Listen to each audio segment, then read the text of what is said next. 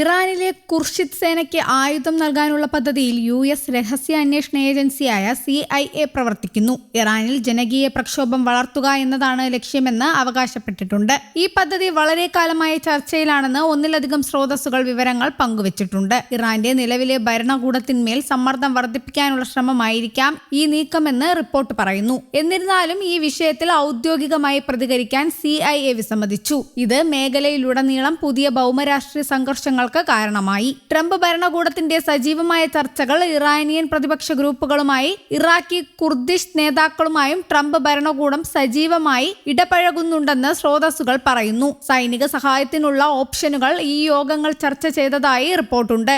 ഇറാഖിലെ കുർദിസ്ഥാൻ മേഖലയിലെ കുർദിഷ് സായുധ സേനയിൽ ആയിരക്കണക്കിന് പേരുണ്ട്.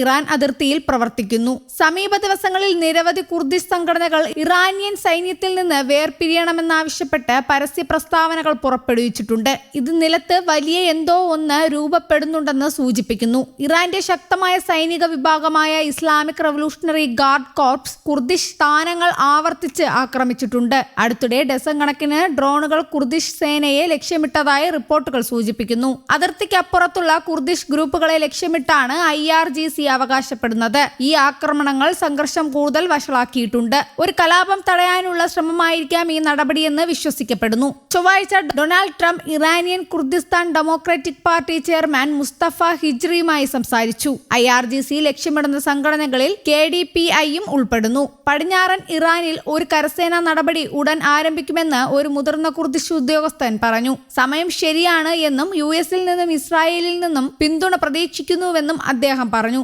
എന്നിരുന്നാലും ഈ പിന്തുണയുടെ സ്വഭാവവും വ്യാപ്തിയും ഇതുവരെ വ്യക്തമായിട്ടില്ല. കുർദിഷ് സേനയ്ക്ക് ആയുധങ്ങൾ നൽകണമെങ്കിൽ ഇറാഖി കുർദുകളുടെ സഹകരണം ആവശ്യമായി വരുമെന്ന് റിപ്പോർട്ട് പറയുന്നു. ഇറാഖി കുർദിസ്ഥാൻ വഴിയാണ് ഇറാനിയൻ സുരക്ഷാ ഏജൻസികളെ ശ്രദ്ധ തിരിക്കാനും പ്രധാന നഗരങ്ങളിൽ പൊതുജന പ്രതിഷേധങ്ങൾക്ക് അവസരം സൃഷ്ടിക്കാനും കുർദിഷ് സേനയ്ക്ക് കഴിയുമെന്ന് US ഉദ്യോഗസ്ഥർ വിശ്വസിക്കുന്നു. ജനുവരിയിലെ പ്രതിഷേധങ്ങൾക്ക് കനത്ത അടിച്ചമർത്തൽ നേരിടേണ്ടി വന്നു. സമാനമായ ഒരു സാഹചര്യം വീണ്ടും ഉണ്ടാകുന്നത് തടയാൻ ഈ തന്ത്രത്തെക്കുറിച്ച് ചർച്ച ചെയ്യുന്നുണ്ട്.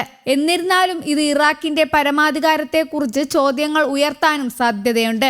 ഇറാഖി അതിർത്തിക്കടുത്തുള്ള ഇറാനിയൻ സ്ഥാനങ്ങൾക്ക് നേരെയുള്ള ആക്രമണങ്ങൾ ഇസ്രായേൽ സൈന്യം അടുത്ത ദിവസങ്ങളിൽ ശക്തമാക്കിയിട്ടുണ്ടെന്ന് വൃത്തങ്ങൾ പറയുന്നു. കുർദിഷ് സേനയ്ക്ക് വഴിയൊരുക്കുക എന്നതാണ് ഈ ആക്രമണങ്ങളുടെ ലക്ഷ്യം. വരും ദിവസങ്ങളിൽ ഈ ആക്രമണങ്ങൾ വർദ്ധിച്ചേക്കാമെന്ന് ഇസ്രായേൽ വൃത്തങ്ങൾ സൂചിപ്പിച്ചു. വടക്കൻ ഇറാനിൽ ഒരു ബഫർ സോൺ സൃഷ്ടിക്കാൻ കുർദിഷ് സേന ശ്രമിച്ചേക്കാമെന്ന് ചില US ഉദ്യോഗസ്ഥർ വിശ്വസിക്കുന്നു. എന്നിരുന്നാലും വിജയകരമായ ഒരു കലാപം ആരംഭിക്കാൻ കുർദിഷ് ഗ്രൂപ്പുകൾക്ക് നിലവിൽ ശക്തിയില്ലെന്ന് US ഇന്റലിജൻസ് വിലയിരുത്തലുകൾ സൂചിപ്പിക്കുന്നു. സ്വതന്ത്ര രാജ്യമില്ലാത്ത ലോകത്തിലെ ഏറ്റവും വലിയ വംശീയ വിഭാഗമാണ് കുർദിഷ് സമൂഹം. തുർക്കി, ഇറാഖ്, ഇറാൻ, സിറിയ, അർമേനിയ എന്നിവിടങ്ങളിലായി ഏകദേശം 25 മുതൽ 30 ദശലക്ഷം കുർദുകൾ താമസിക്കുന്നു. പ്രത്യേകിച്ച് ഇറാഖ് യുദ്ധകാലത്തും IS-നെതിരായ പ്രചാരണ കാലത്തും കുർദിഷ് സേനയുമായി അമേരിക്കയ്ക്ക് പതിറ്റാണ്ടുകളുടെ ബന്ധമുണ്ട്. ഇറാഖി കുർദിസ്ഥാന്റെ തലസ്ഥാനമായ എർബിലിൽ US-ന് ഒരു കോൺസുലേറ്റും സൈനിക സാന്നിധ്യവുമുണ്ട്. എന്നിരുന്നാലും മുൻകാലങ്ങളിൽ US പിന്തുണയിൽ കുർദുകൾ പലപ്പോഴും നിരാശരായിട്ടുണ്ട്.